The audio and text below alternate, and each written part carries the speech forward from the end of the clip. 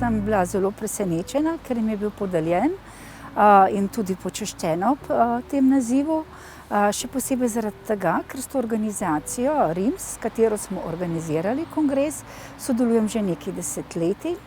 Pa sem tudi članica skupine za delovno terapijo, v enem mandatu sem jo pa tudi vodila. Je pa res, da smo kongres lahko izpeljali s pomočjo kliničnega oddelka za bolezni živčevja, še posebej s Centrom za multiplo sklerozo pri Nevrološki kliniki v Ljubljani. S tem nekako pokažeš, da stroka je na nekem sodobnem nivoju in da je tudi sposobna dosti zahtevne organizacije in je na nek način priznanje bilo našemu centru za MS, ne samo meni.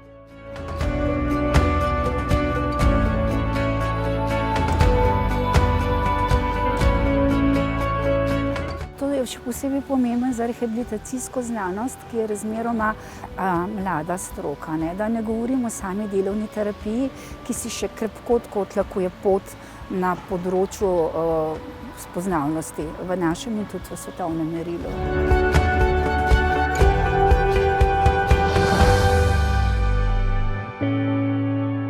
S tem promoviramo našo državo in smo tudi mi imeli primere, ko so se udeleženci, sicer v zelo kratkem času zaradi covida, vrnili v Slovenijo.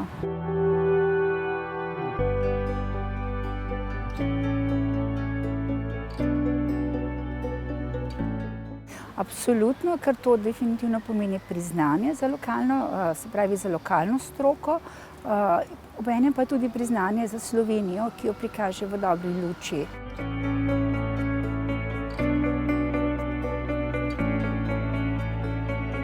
V današnjem času so kongresi na en način izziv, zato ker potekajo bodisi digitalno ali v neki meri hibridno. Verjetno bodo zaradi epidemioloških situacij nekaj časa še kar hibridni.